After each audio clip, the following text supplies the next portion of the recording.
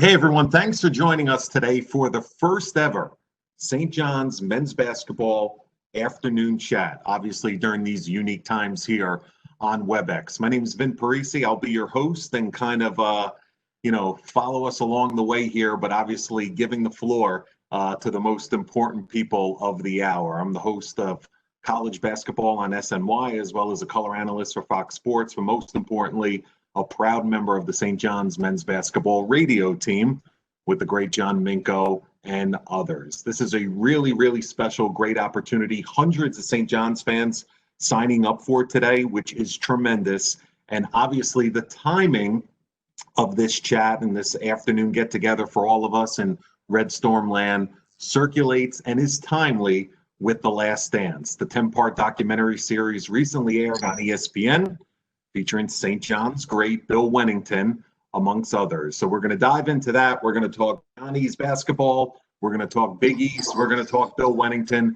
We're going to talk Coach Mike Anderson and his squad. We're going to talk this unique offseason that not just the sports world, but our world in general is faced. And then, of course, circle back with The Last Dance documentary. Let's talk about our guests and our panelists, and thank you for joining us here today. The Director of Athletics for St. John's Athletics, Mike Gregg, entering his third year. He's been committed to improving and upgrading, as you know, folks, every aspect of the program, whether it's student support, student services, the on-campus, off-campus experience, increasing resources, bettering and improving facilities. Mike Gregg joins us. Also, 12-year NBA vet, former St. John's great, three-time NBA champion Bill Wennington, our guest of honor this hour, and we thank Bill from the Midwest for joining us here today for Red Storm fans to get an update on everything that's great in his world as well.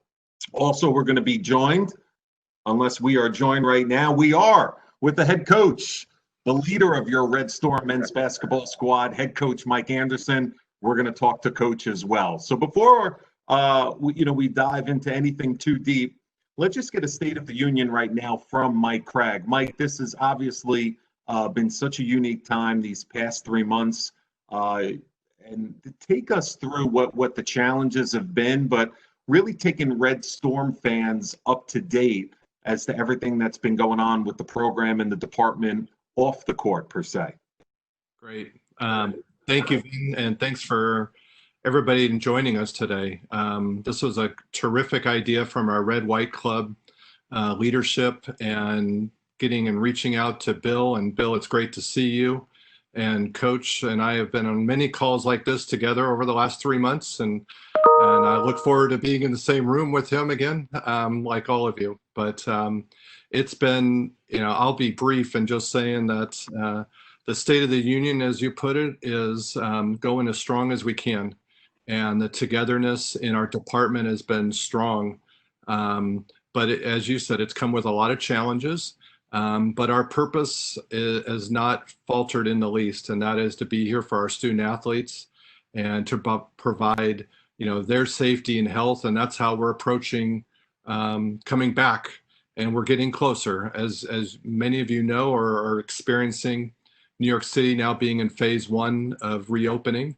And we're excited about that. The health of our department throughout has been strong. I get a lot of people asking me about that just by our location. And we've had a couple of our student athletes around the country that have been tested positive, but have come out strong through it.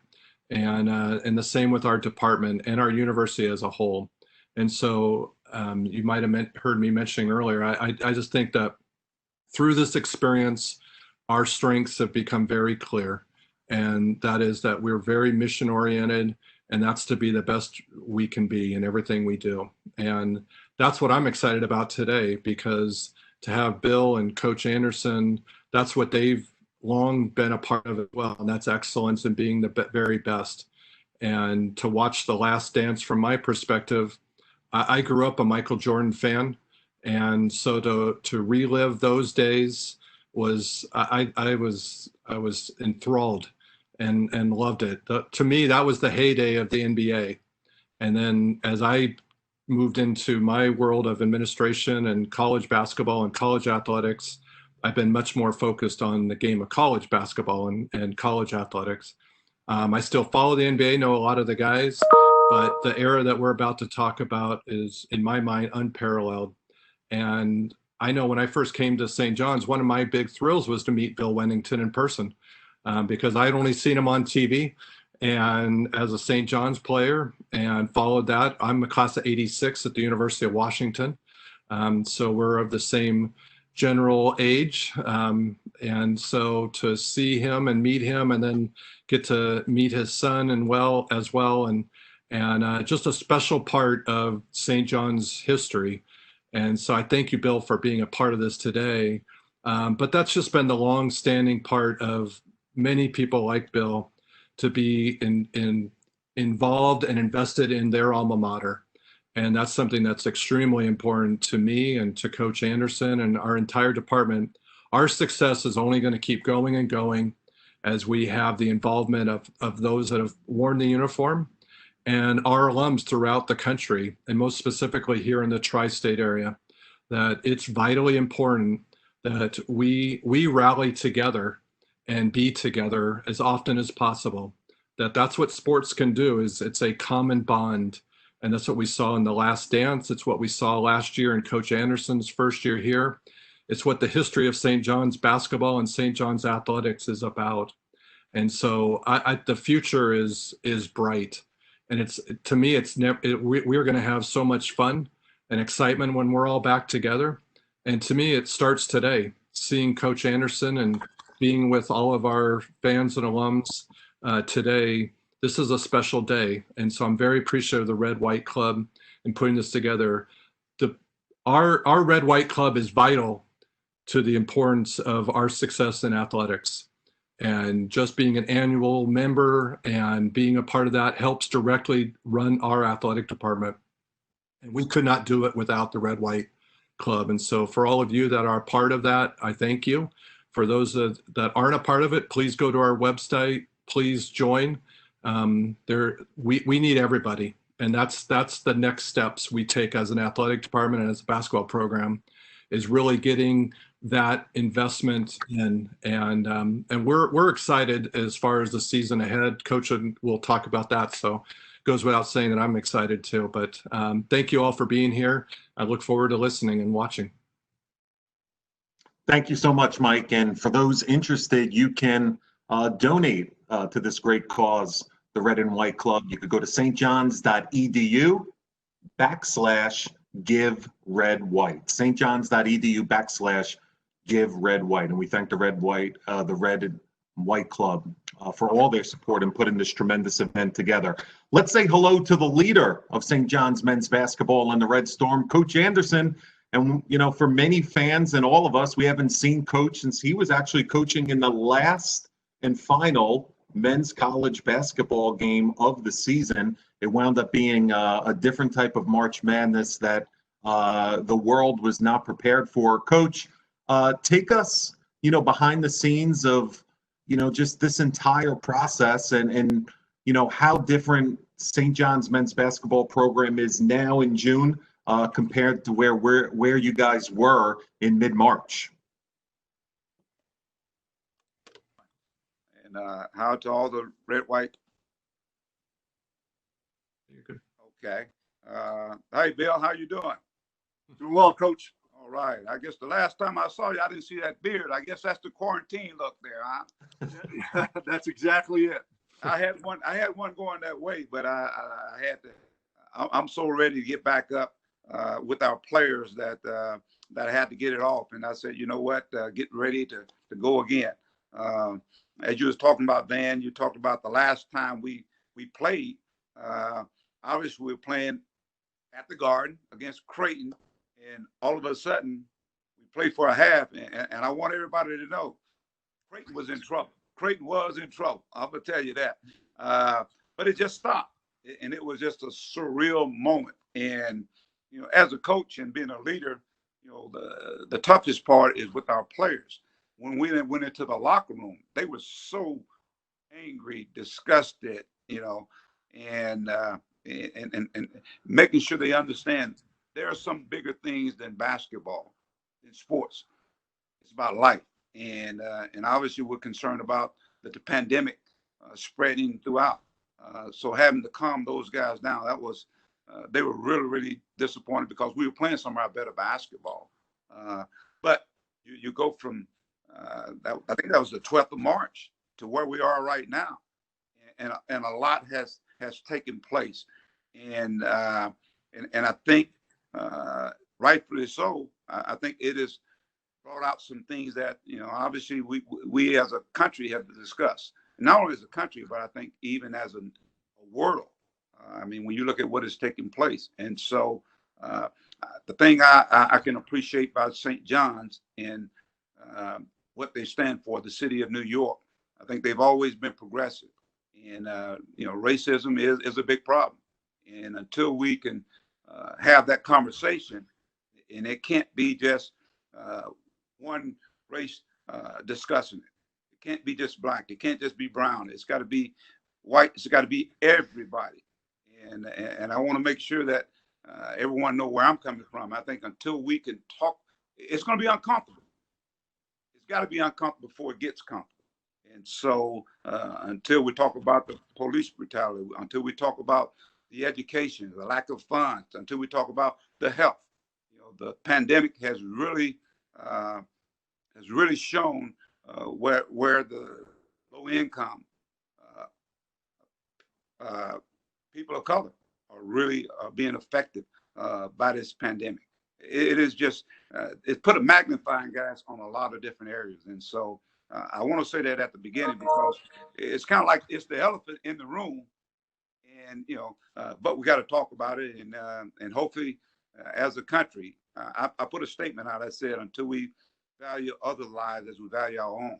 I think once we do that, again, if we put as much value in other people's lives as we do our own, then I think we're on the right road. So let's hope and pray that we continue to push not only the conversation, but through the action. And I think being at St. John's and being in New York, I think we can be on the forefront of everything that's taking place. Like this pandemic came, I think the governor did a great job of taking the lead, and we're following his instructions. And guess what? Now the numbers are down.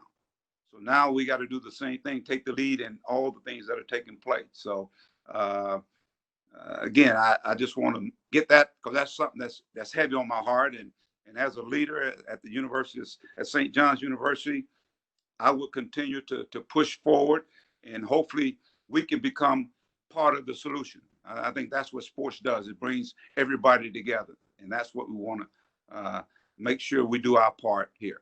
And I'm asking you guys, our fans, people around the country, let's do your part as well. So with that being said, right now we're looking at hopefully getting our players back in here on campus and slowly kind of get them back to a regular routine. As Mike talked about, it's going to be a new normal. And but with that being said, I know our staff and our players. It's funny when guys go home. Home is different than when it was, when they used to live there. When they come and be up on the campus in Queens, this becomes their home now. And they're chopping at the bits to get back here, and they want to be a part of the solution. So, but I'm excited about what's taking place, and I want to thank the Red White Club and what all you guys do, all the foundation members, and putting this together. I guess with the large numbers, I guess everybody's ready for some sports, Bill, because and that's a great thing. I think that's a great thing because again, sports is the one thing that brings us all together. And I'm really excited about what's taking place here. I know we're going to be talking about the last dance, and of course, Bill has been a part of many championships, and of course, I don't know if Bill knows this here, but I think I got introduced to Michael Jordan, Bill. I was a senior at the University of Tulsa. He was a freshman at North Carolina. And in that game, he hung 22 on us, okay? And he had the tongue wagging, the swagger, and I think it's the same year they end up winning a national championship. But to see you guys make the run you guys made, that is unbelievable. And I had a chance for you guys. I had a chance to meet Bill at the Chicago game. I think the Chicago played the Knicks, and I had a chance to go up there, and you were very, very gracious, and I really appreciate that. And I always say, in order for us to continue that tradition, there's some great tradition at St. John's.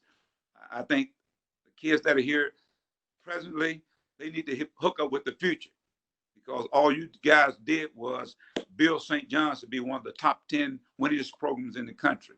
And I think when the present meets the future, meets the past, it projects a great future. And so I look forward to having you even talk to our guys at some point in time. One of my experience, I guess, I was on a part of a national championship team as a coach at the University of Arkansas.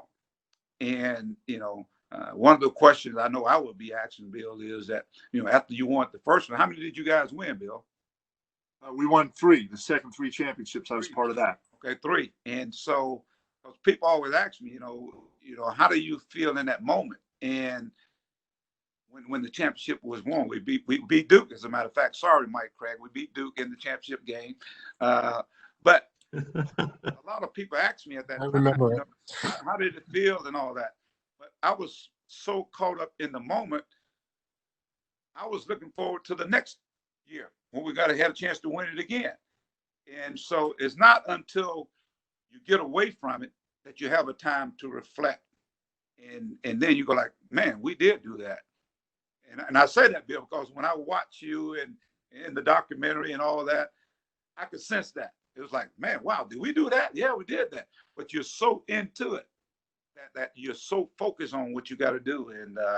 And I think that's to me, that's the mindset of a champion. And that's what I want to do at St. John's. I want all our fans to know that this staff, this coach is working day and night, even during the pandemic, trying to put St. John's at the forefront of not only the Big East basketball, but the national scene.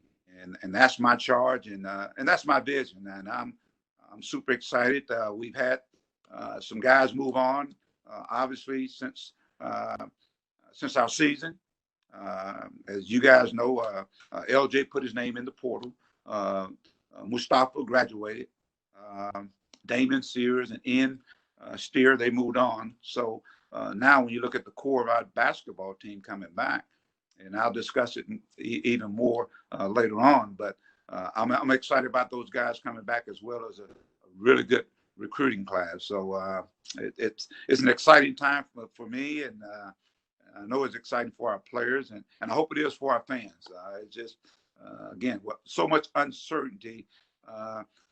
We got something we can look forward to. So I'm super charged, super excited, super to listen in on Bill as he talks about those great teams. Thank you so much, Coach. And let's say hello to Bill, and the focal point here of this first ever St. John's men's basketball afternoon chat. 12-year NBA veteran, former St. John's great, the 16th pick of the 1985 NBA draft. Who could forget that special Final Four run? St. John's fans remember it like it was yesterday. The Final Four, 31-4. Bill Wennington, first team All Big East back in the day, and a very special guest today. Bill, I'm going to allow you to have the floor. Say hello to the fans. Say hello to the red and white members. But I would like, and also I'd like to say hello to all the Wennington family members that are joining us from throughout the country. But Bill, I would like you to also address with your opening hello your special guest over your left shoulder. I hope that's not a former teammate that ticked you off. Well, thank you, Vin. Yeah, see what happens when you don't pass me the ball? That's my alter ego. That's Bad Bill. So I'm Good Bill. That's Bad Bill. He does some bad things. I let him do all the bad stuff. I just take care of the good stuff. By the way, he can't shoot. But I'm honored and privileged to be here today.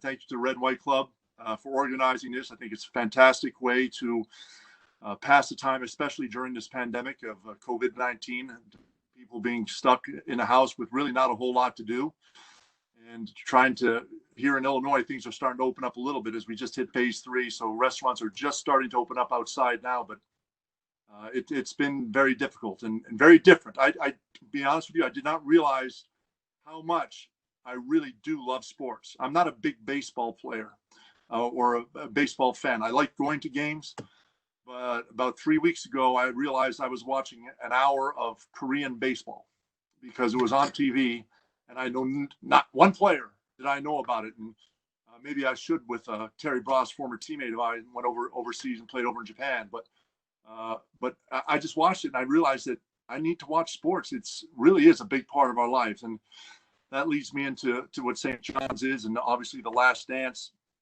And if you watched it, you understood what Michael was doing and what he was trying to do. And Michael was the most talented player on that team, but he was also one of the hardest working players. And to win, you can't just be talented. You have to work hard. And that's something that I started to learn in high school, and was so reinforced when I was at St. John's, having obviously Coach Hornacek and a guy like Chris Mullen, who was the original gym rat, a guy that just lived in Alumni Hall.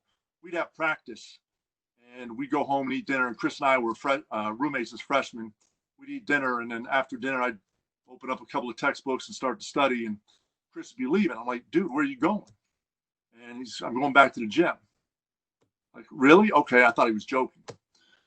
But after the first week, I decided I'd go with him, and he was going back to the gym and working out for another 2 to 3 hours, just getting shots up and playing one-on-one. And eventually we got a bunch of guys in there. So we'd have practice from 3 to 5:30, whenever coach decided we had enough or he had enough. And we'd be back in the gym from 7 to 9 and sometimes later, just playing again, working on our games. So it takes a lot of hard work if you want to win. And contrary to a lot of beliefs more today, it's not fair, and winning is everything. And that's why we play the game, to win. And I feel for Coach, because I saw the St. John's game against Creighton, and I saw at halftime it was canceled, and that's horrible. When you're playing a game that's going out well, guys want to go out and finish the job. Yes. You want to win. There is not one player that steps on that floor at any level that goes out there thinking they're going to lose. You got to go out there, and they're giving their best, and they want to win. And it's all the hard work that you put into it. And that's something that St. John's helped me to push myself even more and to be ready to play in the NBA and have a successful career and be part of one of the greatest teams that ever played the game in the 72-10 Chicago Bulls. And obviously, if you watch The Last Dance, to be a part of that group and teammates was absolutely phenomenal. The other thing, I don't know if this was portrayed well enough in The Last Dance, is how well everyone really got along.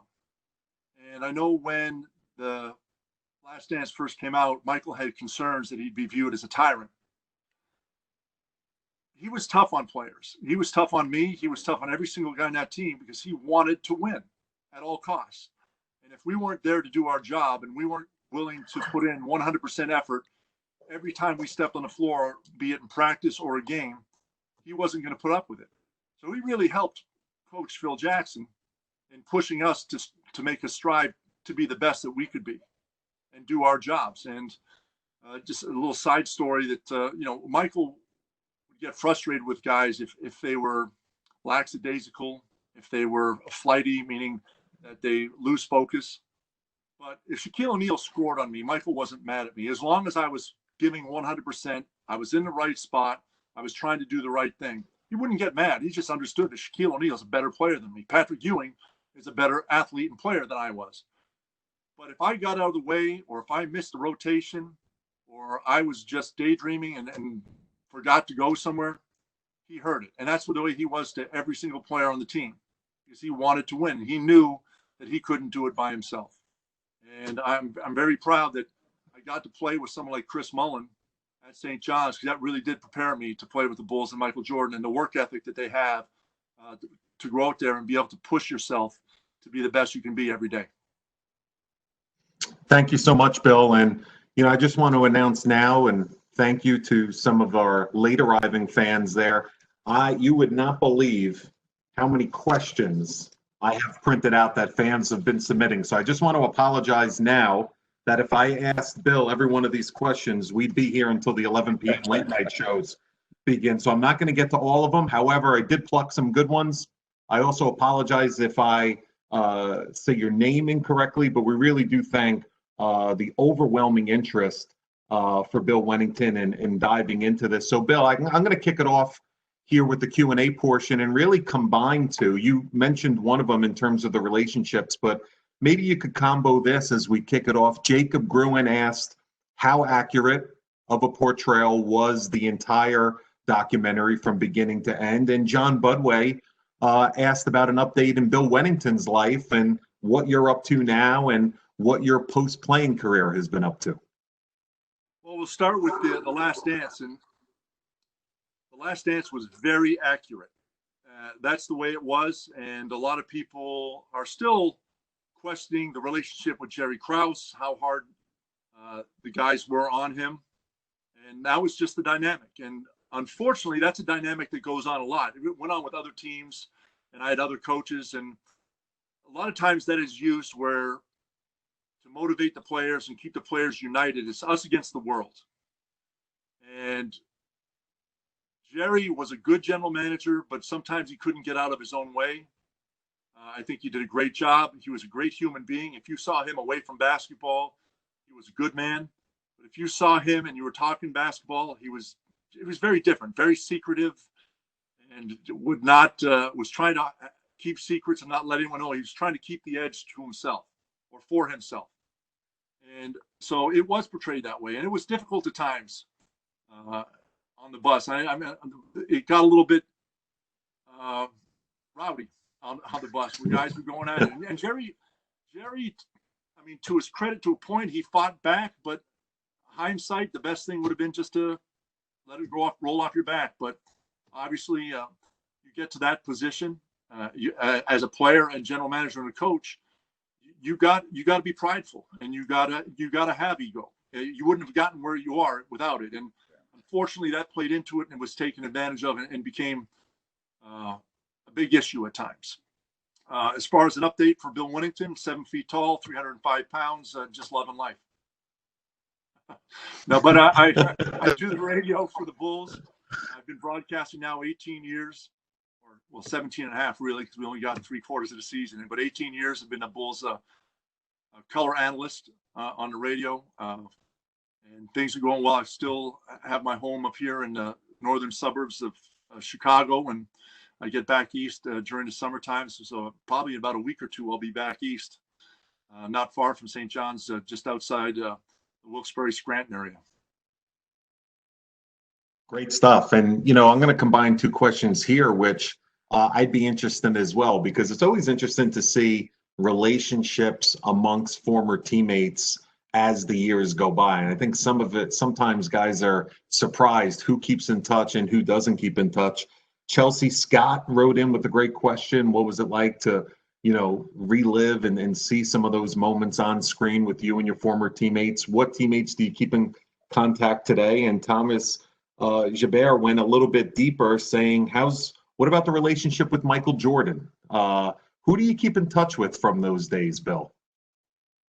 Well, we talk, as far as Michael Jordan goes, you know, we keep in touch more so when we run into each other. He's obviously in Charlotte, owning the Charlotte Hornets. So whenever we come down, he always comes out to the Bulls games, and we always spend 10, 15 minutes before or after the game together, just talking about life, what's going on with his family, my family, and just catching up. As a player, I was never one to call Michael up and say, hey, I need this, I need that. What are you doing? Let's go out here. When we're out on the road, we'd go out together quite a few times. That was one of the unique things about that team. It was a really close-knit team. The guys I really keep in touch with, Randy Brown, Dickie Simpkins, Judd Bushler, Steve Kerr, Luke Longley. I talk to him about once or twice a year, but this year, as an exception, I have not talked to him yet. And he's kind of been in hiding a little bit since the Last Dance, and I haven't quite figured out what's going on there. Tony Kukoc is around here. I see him a lot. Scottie Pippen's been around, talked to him quite a bit. And Horace Grant has been coming around. So a lot of guys, we see each other a lot and talk a couple times, 3-4 times a year at very least. And other guys, you know, the guys that have been around Chicago, I see them a lot, almost every week at Bulls games and just around town. That's good stuff. And you know, speaking of MJ, you know, we dove so deep in the documentary to see different layers of Michael Jordan's personality. And you know, I remember the one part where you were talking about his motivation, how hard he was on his teammates off the floor and challenging guys. Good question from Mike Rose, who wrote in, what's a good little fun fact? What's a little something about Michael Jordan that wasn't portrayed in The Last Dance, but maybe interesting to your casual hoops fan? One, that he was a great teammate. And to piggyback a little bit off the last question, I've been on 2 teams that were very, very successful. And that's excluding, I won a championship over in Italy, but that team was a little bit different. But St. John's, the 85 St. John's team, the chemistry on that team was absolutely fantastic. Guys got along. Every player really liked each other and understood what their role was on the team and what they needed to do. And that's very much the way the Bulls were when I played with the Bulls. Everyone got along. So you see Michael being hard on guys, but you don't see him in the locker room afterwards, kibitzing with the guys, talking trash with the guys. And even though sometimes it was a little pointed, it was fun to be in that locker room and talking about life and things that are going on, politics with the team and what's going on in the country, and especially basketball with who we're playing, what's going on, and eras of who the best players were, who's the best guy you played against. You don't really see that, and how much he really just loved the game of basketball and really was committed to it and was having fun doing it. I'd like to see if Mike Cragg and Coach Anderson could jump on this now as we're diving deep into the Michael Jordan portion of it. And Bill brings a great point up. You know, you saw leadership in this documentary on so many different levels. You saw it with Jerry Krause from the front office. You saw it with Phil Jackson from a coaching standpoint and different techniques. And then you saw it with Michael between the lines on the court and his teammates. Mike and Coach, what impressed you most about what you saw from leadership qualities throughout the documentary? Coach, go ahead. You, not me. That's a great question. It's something that it's funny because as that documentary was going, I would text all my guys, and ask them what was taking place, you know, in a particular scene, and the thing that kept coming was how hard a worker Michael Jordan was. And when your leader is your hardest worker, it's easy for guys to follow. And in essence, I always feel this, and sometimes the more leaders you have on the floor, the better your team is. Because, you know, those leaders, those guys they're out there on the floor. Michael was like a coach out on the floor. And like I said, sometimes the document, it showed him, actually doing the coaching out on the floor. And I think that's when your team really rise up. And his competitive greatness, you know what? That's the thing I admire about him. His competitive greatness. You know what? It trickled throughout that whole team. It's not only the first guy. He's the first guy to the last guy. I mean, everybody, they had that competitiveness in them. And I think it even went to the point where even management had the competitiveness in. You were talking about Jerry Krause. I mean, he was a fighter.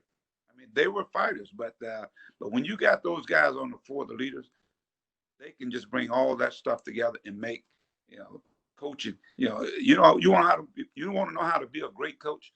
Get some great players. You get them out there where they can go out there and they can lead and play and play the game effortlessly. It's a beautiful thing to watch. The part for me that I enjoyed, on top of everything that Coach just said and Bill's been sharing, is Phil Jackson and his leadership in being adaptable. Yes. Whether it was Dennis Rodman or Scottie Pippen or Bill Wennington, he adapted as individuals, and to me is a great reader of people, and that made a collective unit better. And so as great as all of that talent is, him as a leader and seeing what each individual needed, even if it meant an individual needed to go WWE wrestling on a Monday night. Hockey, I don't think anybody else would have said that was a good idea, but he figured out that that was not the battle to fight over, however that played out in real life. But nonetheless, that adaptability as a head coach and as a leader was a huge component for me. Great stuff and great insight. And, you know, Bill, every end of the spectrum got covered by the fans who wrote in with questions. For example, I would be remiss if I didn't give a special shout out to Scott Reuter, who wrote in, when will you pursue your PhD, Bill, so you can come back and play for St. John's again? So when I tell you we got every avenue covered for fans that have written in, we have. But you know what I'd like to bring up right now, and Mike, you just brought him up in terms of Dennis Rodman. Christopher De Guillermo wanted to ask Bill, what was Dennis Rodman like with teammates at practice in the locker room? Was he really as crazy as his public persona? What was it truly like from your perspective, Bill, diving into really playing with Dennis Rodman? Vin, that's a great question because a lot of people do want to know. And honestly, Dennis created a persona and played it very well in the end. Actually, in the end, it was more persona than Dennis. But Dennis is actually an introvert. He's very quiet. He's shy. Doesn't talk a lot. As a teammate, he was phenomenal. He wanted to win, and he was so talented and really understood how to play the game. One of the smartest basketball players I've ever met, and was willing to put time in studying, watching film. He was a guy that was in the gym working out all the time, and a little bit of controversy when he was playing because he was lifting different weights. He was never lifting heavy weights, trying to bulk up and be big. He'd do like tricep curls with 45, 50 pounds, but he'd do 200-300 reps and just keep going, as opposed to, the rest of us start with 45 as a warm-up and then build our way up to 90, 100, whatever we can get. But he would just take that 45, 50 and just keep going and going and going. And a little bit of controversy. I don't think all the trainers and strength coaches agreed with exactly what he was doing, but they couldn't argue because he was a phenomenal rebounder and a great defender. But he was one of the most generous people you'll ever meet in your life, and a lot of fun to be around, on the court and off the court. Awesome. And with Coach and Mike bringing up the leadership before, this was a good question from Kathy Genslinger. You had the chance to play for two great coaches in Coach Hornacek and Phil Jackson. Now, obviously, I know that there's differences. I would dare to say that Coach Hornacek didn't have you guys meditating in a circle at mid-court. But what different qualities did you take from each style? Well, there were a lot of similarities because both of them cared about their players a lot, not just what they did on the floor and what they were doing in the games, but what they were doing off the floor. And they wanted that balance of life on the floor. And no, Coach Hornacek wouldn't have us meditating on the floor, but we would be meditating in front of a bowl of pasta. And just that caring factor that Coach had, and how he was willing to push you, and how much he really cared for you, even when he was yelling at you, it was not demeaning, or you were never fearful, but it was, you knew that he cared about you, and he saw something in you that you weren't performing well and was pushing you to be better. Where Phil and Mike brought it up, really did it better than I think any other coach has, is he really understood the players' mentality, when they needed to be pushed, when they needed to be coddled a little bit. And he also got every single player, as Louis did, to understand what their role was on the team and what they needed to do. What Phil was really good at is understanding that he had 12 guys on the team that all of them wanted to start.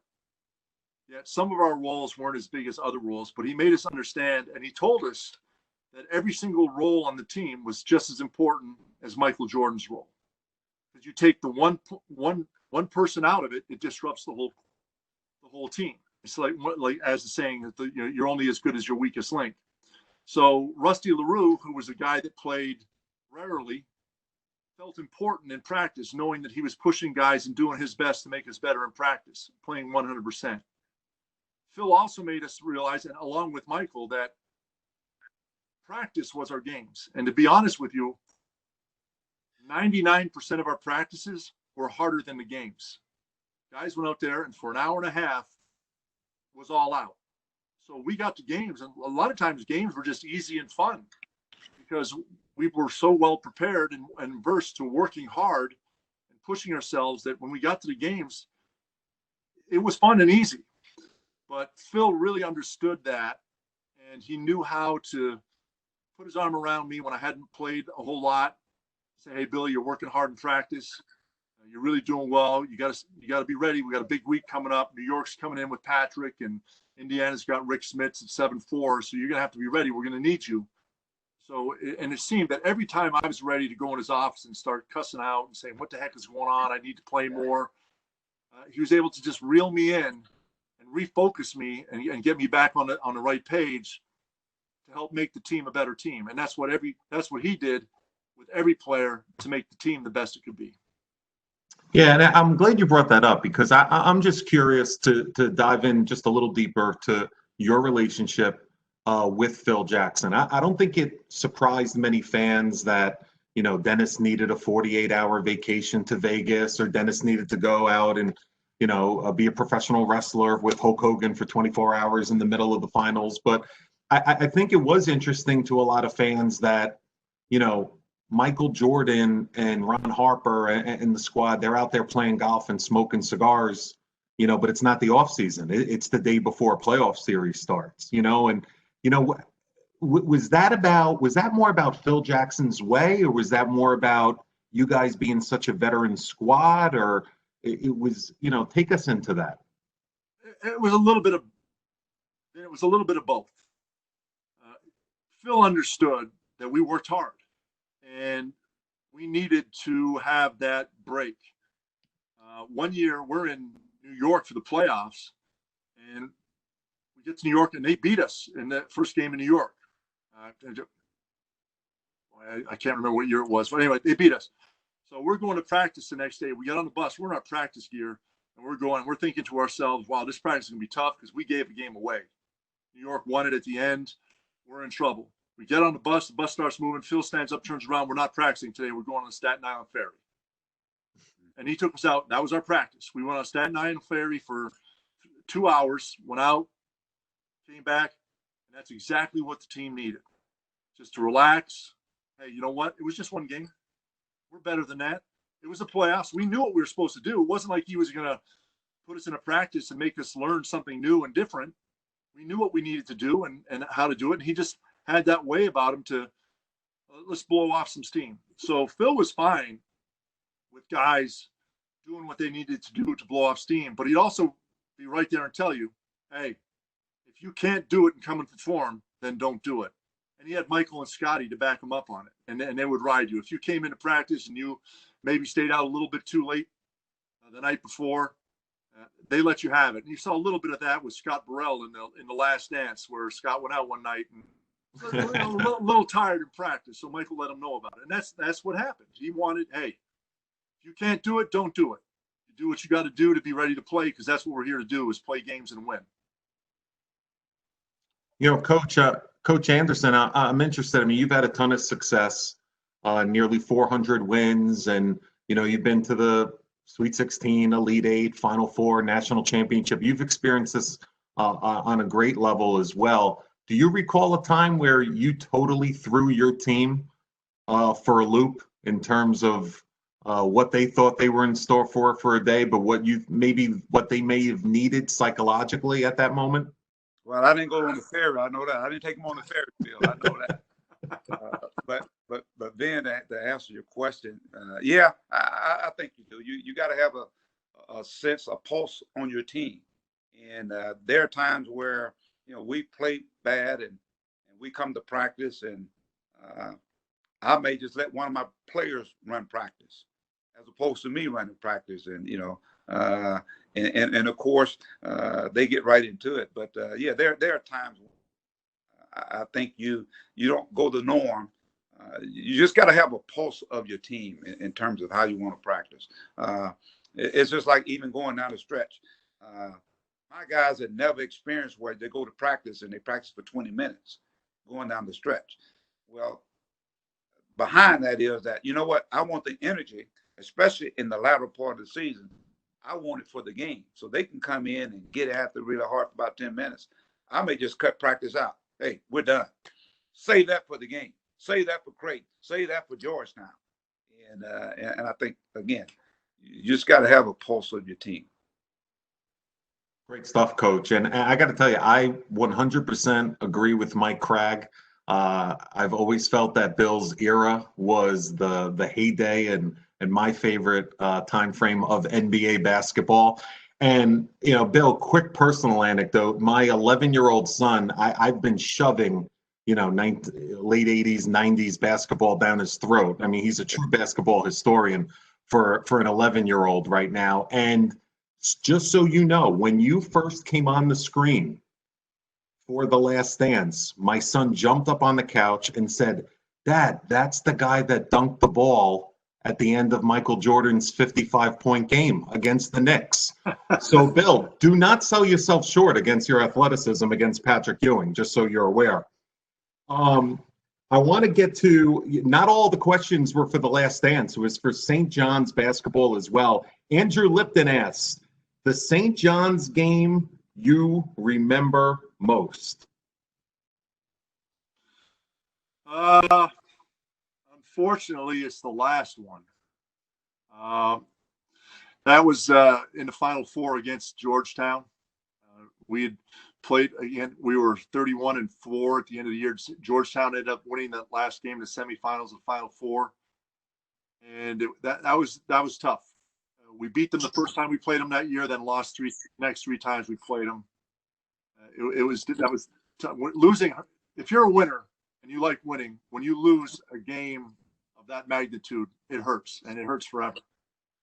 And it was tough. We just didn't play well. I give all the credit in the world to Georgetown. They played really well. They made it tough on us to run anything for Chris with their box and one, and it just didn't work out. So that's a game that sticks in my craw, so to speak, and it makes me wish that we could have maybe done something different or been better prepared or just changed it up a little bit, because that one hurts. Pretty interesting question, and a daring question by Michael Maroney. Second choice to St. John's in the recruiting process. Not sure if you've ever said this publicly, but if Bill Wennington didn't go to St. John's and play for Luke Hornacek, where was Bill Wennington going? Duke. I was going to go to Duke University. How close was it? It was very close. Coach K came, and it really came down to obviously Coach Hornacek and staying closer to home in New York. My mom was in Long Island. But Coach K made it really difficult to come in. I think I would have been one of his first full recruiting class. I believe Danny Mahar, a fellow Canadian, went there and played there, and he was calling me on the phone all the time too. And I had not met Danny yet. I was going to meet him later on that summer. We met at the Canadian national team, but it was tough. I had a great visit at Duke. I loved Coach K. I thought he was a great coach then. I still think he's still a great coach today. But it just St. John's was pulling on my heartstrings, staying close to home, and I think it worked out pretty well. I think it is well. Let's get to some more questions. Philip Conart. Bill, any chance of a return of the beef Wennington sandwich at McDonald's? The McRib keeps coming back. Yeah, about that. That was neat. Here in the Chicagoland area, they had back in late '97 or early '98, McDonald's Chicagoland had a beef Wennington. Basically, it was a Canadian bacon cheeseburger with spicy mustard and barbecue sauce on it. It was very good. It was a 1-month promotion. I think they kept around. They prolonged it another month, but it was a promotional thing that lasted, as I said, just 2 months. It was a lot of fun to be a part of. Anytime you could be involved with a great corporation like McDonald's, it was a lot of fun. And it was interesting because my teammates were like, "Wait a minute, 6th, 7th guy on this team. How do you get a burger named after you? And I just told him it's a St. John's education. That's all. Yeah, and let me go on the record saying we had multiple Beef Wennington questions. So apologize to the fans who I did not select for that one. I'll tell you, Vin, I had multiple Beef Wenningtons, and I'm still trying to work them off. Well, listen, whatever you were doing right. As I said, my son recognized you from 1995, so you're aging like a fine wine. Let's, Maria Keeler, this is a good one. If you were to go back in time, what would you tell the younger Bill Wennington?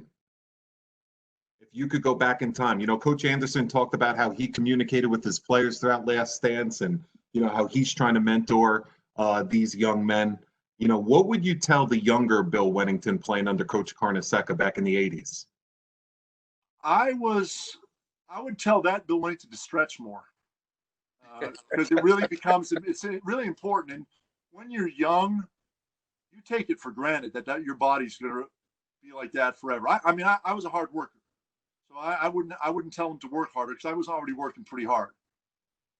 But I think if I had stretched more, it would have helped me be a little bit more limber and maintain some more of my athleticism as I got older in my career, longer. Maybe that would be the biggest thing I would say right away, because I was already pushing myself and working hard. I'm sure my wife, who's listening to me, would understand that and attest that at all as well, because as we were dating at St. John's, I wasn't around a whole lot. But it would be to stretch more, because I think it would even be helping me today. Special shout out to Gerard Justvig, who wants to say, "Dear Bill, I've met you at a number of St. John's golf outings. How is your golf game? Mine is lousy." Well, my golf game, I have a 4 handicap on every single hole. Oh, okay. Oh, Coach jumped up for a second. No, I shoot in the mid 90s. I don't play enough. Unfortunately, I love golf. I love to go out and play with my friends. I'll go out and play a little bit on my own. But when it gets real hot, I would prefer to go out and ride my motorcycle. So I'm torn between the golf course and riding my motorcycle, just relaxing. I'll tell you, personally, for me, I knew MJ loved golf and cigars. I didn't realize there was that many cigars cooking during the season.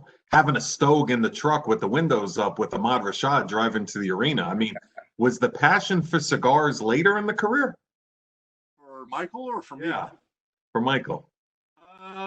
I think it was pretty much throughout. And you have no idea. Again, these are back in the days where there weren't all these smoking laws. Now you can smoke anywhere. That's right. But we'd be on the bus after games and cigars would be going. And I had never smoked a cigar before I got to Chicago.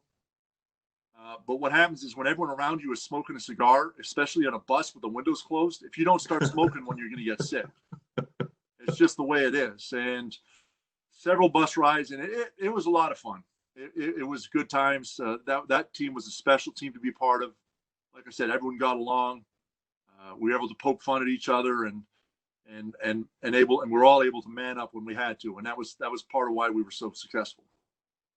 I want to give Mike Cragg and Coach Anderson the opportunity for them to personally ask you a question that they have from the documentary. So I'll let them gather their thoughts as to what they would like to bring up. But my question for you, Bill, is, and you hit it right on the head. I mean, we learned so much. You referred to the accuracy that was portrayed. Is there a certain story? Is there a certain angle? I love what you brought up before about the teammates getting along great. What else was maybe missing, or you wish maybe was highlighted a little bit more, or just something that the average fan, maybe it was just brushed upon or touched on, but it was a really big part of that 98 team? Is there anything at the tip of your tongue with that? Well, at the tip of my tongue would be how good Scottie Pippen was. And I think that goes under the radar a lot. And everyone thinks that Scottie is the Robin to Michael's Batman. Scotty, my first year with the Bulls, when the Bulls weren't projected to do well in the Eastern Conference at all, we won 55 games. And unfortunately, we lost to the New York Knicks in the playoffs with a Hubert Davis and Scottie Pippen foul. New Hollins. Yes, which has since been said, well, yeah, we shouldn't have called that foul. Whatever, that's besides the point. I will be the first one to tell you it's not one play that wins or loses a game. It's the whole game. But that was a tough call at the end of the game. But Scotty took us to 55 wins when I don't think anyone thought we were going to win 40. And he really was an amazing player. And he complimented Michael in so many ways. Because as hard as Michael was on you, Scotty was that other, like the other parent. All right, come on, you can do it. Put his arm around you, pat you on the back, tell you what you need to do. And you actually even saw it in the Last Dance a little bit. Michael was getting on Scott Burrell in the locker room. And Scotty was there. And after Michael kind of finished, Scotty said, don't listen to him. You all right. And that's just the way Scotty was.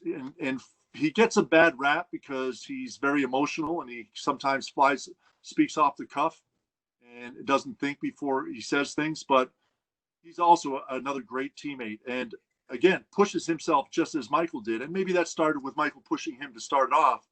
But he was just so athletically gifted and talented. He was really a great and special teammate. And to be honest with you, he was my favorite teammate on that Bulls team. Awesome point, and thank you for bringing up Scottie Pippen on this, who we haven't covered yet. There's so much other topics that were flowing. Mike Cragg, anything for Bill in regards to the Last Dance? You know, it's funny. I was going to actually ask about Scotty because I think some of the surprising part to me was his reaction afterwards hasn't been as positive as some of the others. But I really, what you just said about Scotty was going to be one of my things. I'd like to hear a little bit about Steve Kerr as well. Obviously, did you ever see him turning into the coach he's become? Do you feel it was from his experiences in those years and watching Phil? And I think he personifies everything you both have said about being a valuable part of the team and be ready at all times. And I'd love to hear your perspective. Thank you, Mike. That is a great question. And to be honest with you, yes, I did. Steve, myself, and Judd, we talk a lot about what was going to happen after basketball. And I'm older. I'm 57. I want to say Steve is just over 50 now, maybe 52. Yeah. And Judd is right around the same age. They both went to Arizona together, so they knew each other. But we'd be talking about what we're going to do after basketball. What do you have in mind? And Steve and I were both talking about broadcasting and maybe coaching. And Judd Busher was the one. He was the beach bum.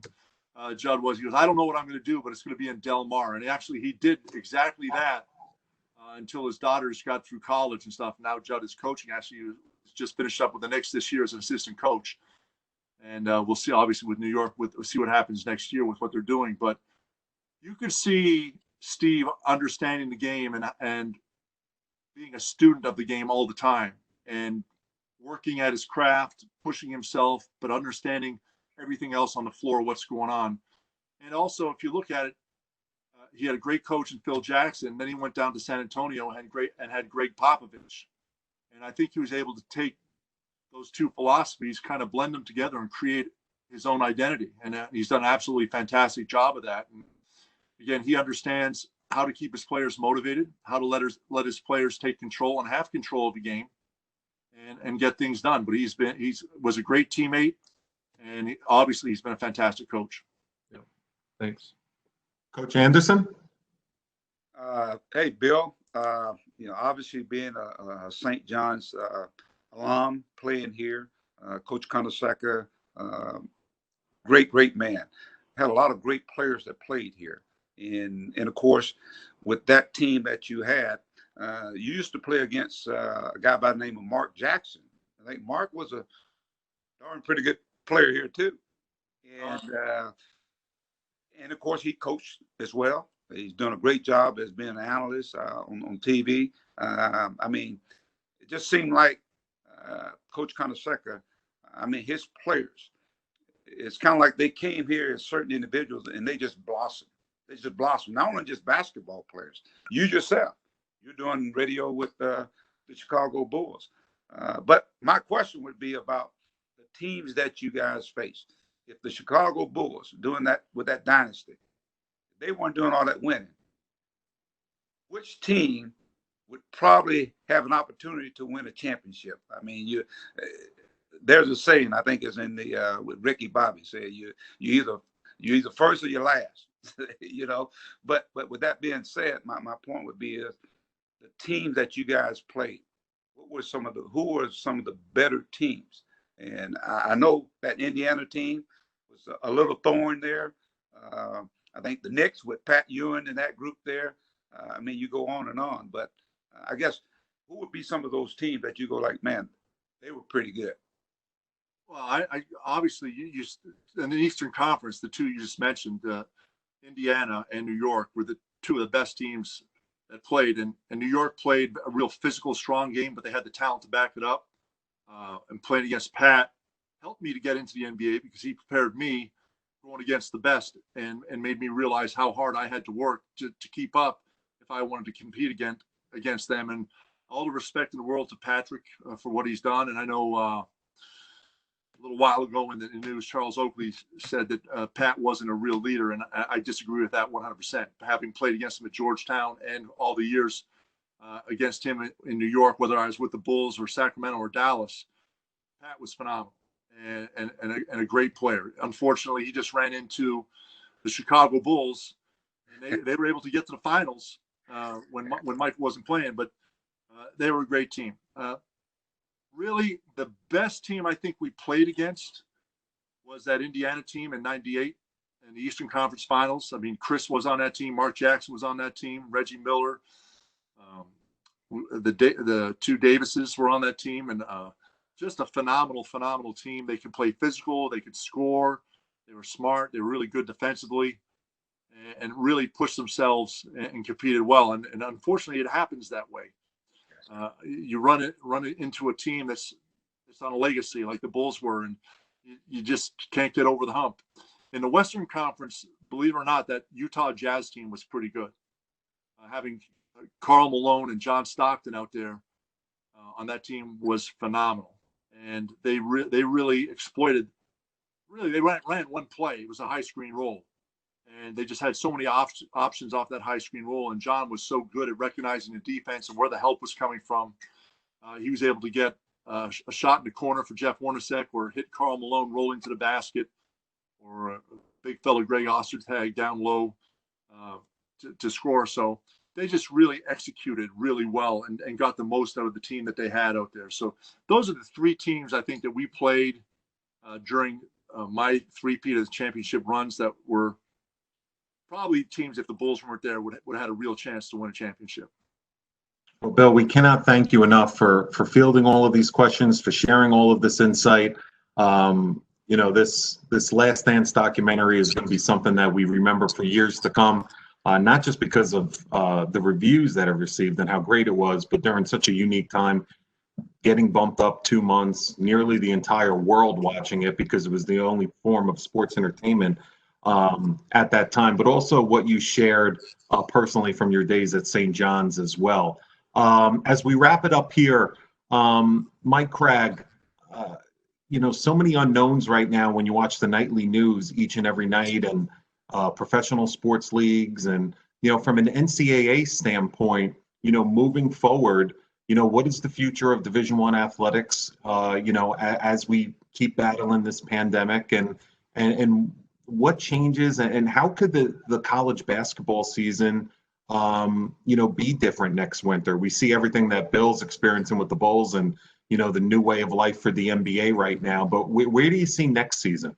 Yeah, well, it's scary and accurate when you just say, what's the status of Division I college athletics? I never thought I'd hear a sentence like that in my lifetime, and it shows what has changed so dramatically in 3 months.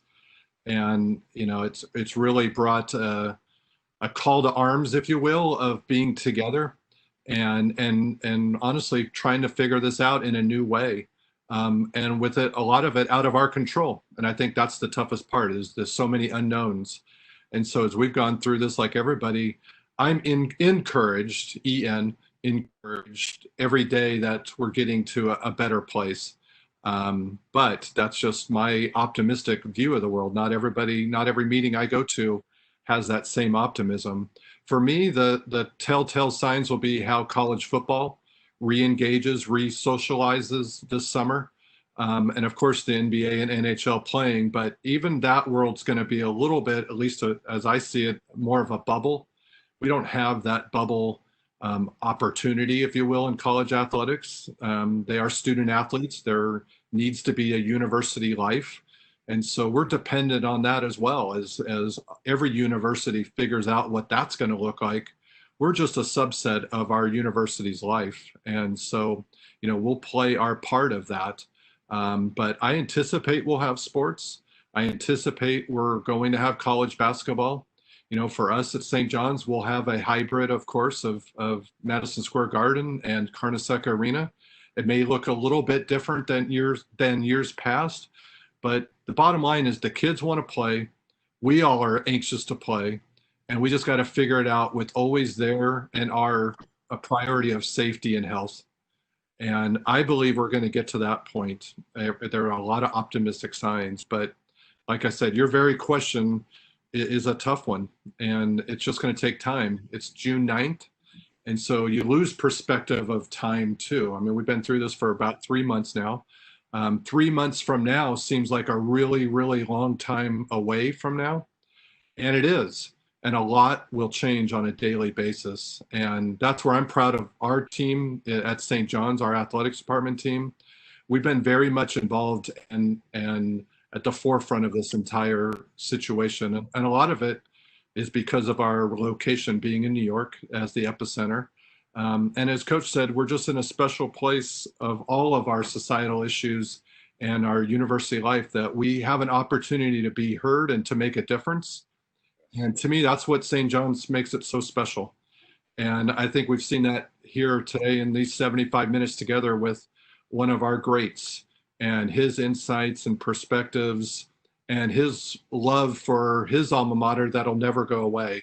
And so I so appreciate that. And it's a message, like I said at the very beginning, to all of our alums and all of our fans and all of us. It's a time of coming together and being with each other and helping each other.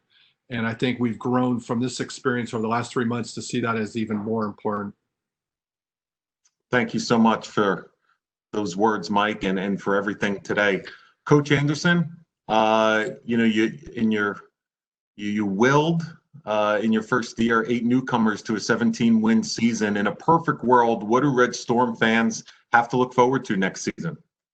Well, Ben, I think, number one, I think you're going to see a team that's going to, I think, build off the momentum that we have right at the end of the year. You look at the progress that a guy like Josh Roberts made. We saw Gregg Williams really step into his own. We got to get some leadership to guys to the forefront, Marcellus Earlington. And now you got some incoming guys, junior college All-Americans, Isaiah Moore, and then you got Vince Cole. Those guys will have to come in and impact our team right away. So it's kind of like even last year, we had some question marks, but I think we got more answers than we do question marks with the guys that are returning. And of course, Posh Alexander, a young player from here, his teammate Dylan, those guys will, I think, add value to our basketball team, as well as a graduate, Arnaldo Toro from George Washington University. So I think you're going to see a team that's going to go out and play unselfish, play together. I think pick up the momentum that we have right at the end of the year. And so I'm looking forward to it. One of the things I really want to champion is what our guys did in the classroom. It is unbelievable. And Mike Craig can attest to this. The first semester, the fall semester, we had a great semester, over 3-point GPA. And then we finished up the year and we're doing classes virtual. And we go to like almost a 3.4, 3.3 with our guys. And so it's been a great year academically, guys graduating. So there's a lot of great things ahead for Red Storm basketball. Thank you, Coach, for that update. And also thank you for your personal words earlier about how you're mentoring our guys and how you're influencing them with all the challenges going on in the world today. Well, Bill, I'm going to let you have the microphone and the stage last. Hopefully, when the Red Storm travel out to DePaul next season in Chicago, the schedules match up to where we could have a great visit. But your final message here to all the Red Storm fans that have tuned in. Well, I've been very blessed in my life, and I owe a lot of that to St. John's. Obviously, my real life, my whole life started there. Obviously, met my wife Ann there at St. John's. We've been married 34 years and have a fantastic relationship, a wonderful son because of that. So I owe St. John's a lot in my life as a man, and obviously the teachings that the Vincentians taught me, and the basketball is really secondary to all of that. But Coach Hornacek was fantastic to play for. We've talked about Chris. We haven't talked about Walter Berry that much tonight.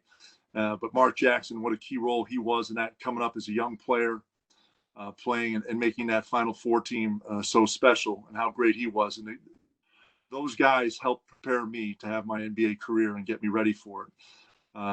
Athletics is a lot of hard work.